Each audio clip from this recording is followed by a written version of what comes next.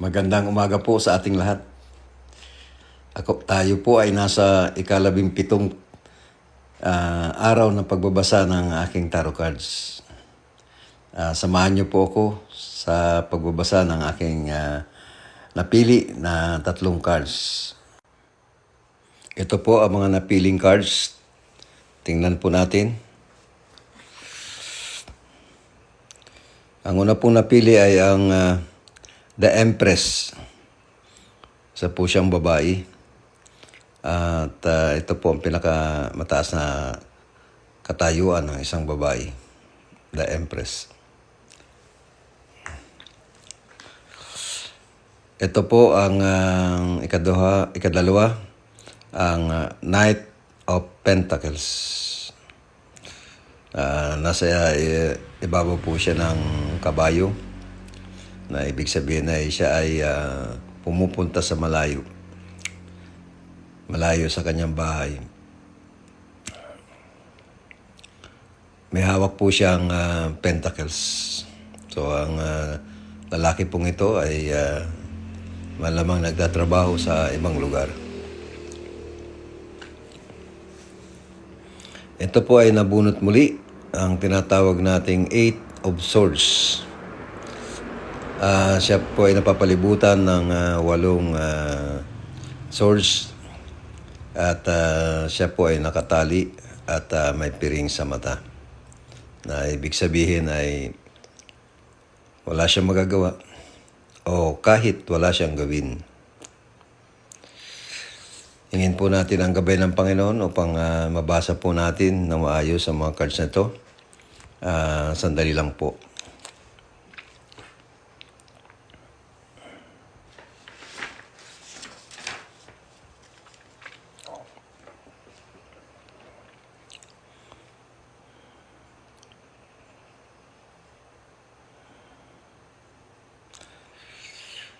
Akin pong naririnig, akin pong nakikita, at aking nararamdaman.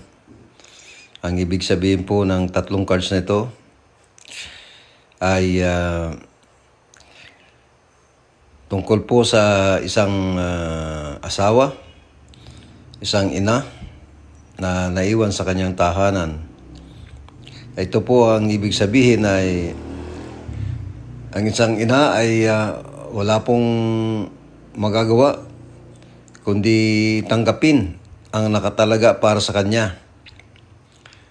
Ikaw na ang bahala sa iniwan sa iyo ng iyong asawa sa kanyang paglayo o pagpunta sa ibang lugar upang magtrabaho. Kayanin mo yan. Kaya mo yan. Lagi kang magdasal. Ipagdasal sa Diyos ang lahat. Tutulungan ka niya upang magawa mo ang tungkulin mo bilang isang asawa, bilang isang ina, at ama na rin. Ayusin mo ang sarili mo. Ayusin mo ang pamilya mo. Higit sa lahat, ang relasyon mo sa ating Panginoon. Ang Ama naman, pumunta ka man sa malayong lugar at kung nandun ka na, sabi ng card, ay gaganda na ang estado mo. Magiging maayos na ang iyong sitwasyon. Tanggapin mo ang pagpapala at pagmamahal ng ating Panginoon. Hindi ka na mahihirapan. Magagawa mo na. Pumunta sa mga lugar na gusto mong puntahan. Mabibili mo na ang mga gusto mong mga bagay. Makakapagpadala ka na ng maraming pera sa iyong pamilya. At sa iyong mga kamag-anak, makakatulong ka na ng husto. Ayusin mo ang pagganap mo sa iyong tungkulin sa trabaho mo. Yan ang dapat mong isipin, yan ang dapat mong gawin. nandiyan ka sa malayo. Ang isipin mo ay kung bakit ka pumunta dyan sa malayong lugar. Pumunta ka dahil gusto mong makatanggap ng malaking pera. Ayan, nasa kamay mo na ang pera. Magagawa mo na ang gusto mo. Magagawa mo na ng pamilya mo ang gusto nila. Magiging maayos na ang buhay ng pamilya mo. Ikaw na rin, siyempre.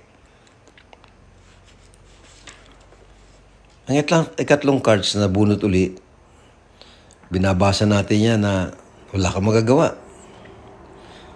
O kahit wala kang gawin. Kahit wala kang mang gawin. Mangyayari lahat ang mga bagay na una, wala kang kontrol. Hindi mo nakikita eh. Wala kang magagawa talaga. Nakatali ka. Nakatali ka sa iyong sarili. Bilang isang ina, bilang isang asawa. Ang mga problema sa bahay, sa'yo lahat yan.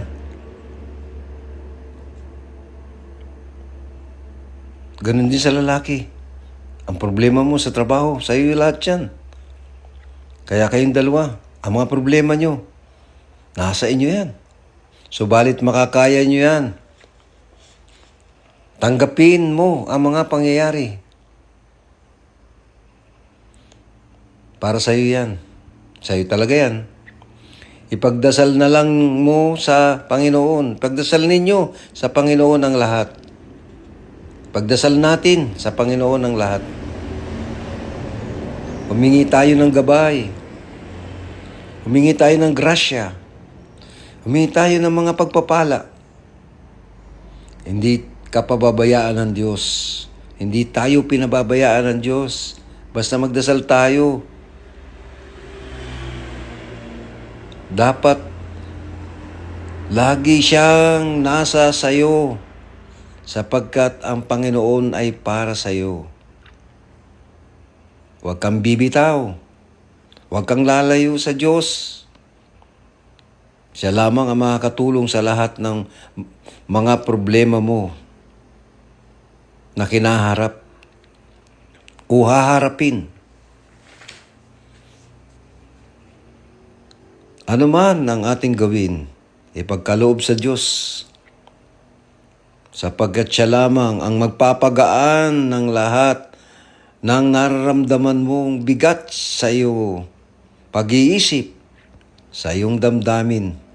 Ang Panginoon lamang ang makakapagtanggal ng kabigatan na yan. Yung kahirapan ng pag-iisip at nadarama mo, sa Diyos gagaan lahat yan.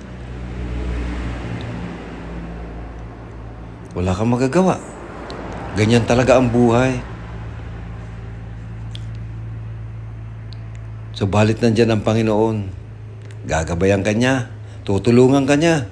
Pagpapalain ka niya. Ibibigay niya ang lahat na kailangan mo para sa iyong pag-iisa sa tahanan o sa ibang lugar man.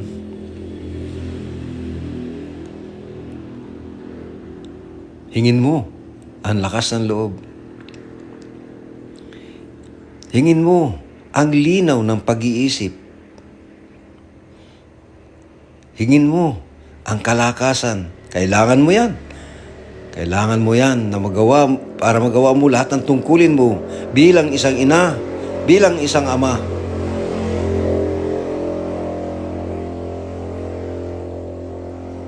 Ako po si Jukri ay nagpapaalam muli para sa pagbabasa ng ating tarot cards sa mga susunod na mga araw. Magandang araw po at magandang taon para sa ating lahat. Maganda ang ipinagkakaloob sa atin ng Diyos sapagkat tayo ay mabibiyaan ng husto. Lahat ng hirap ay tatanggalin niya. Tayo, malayo man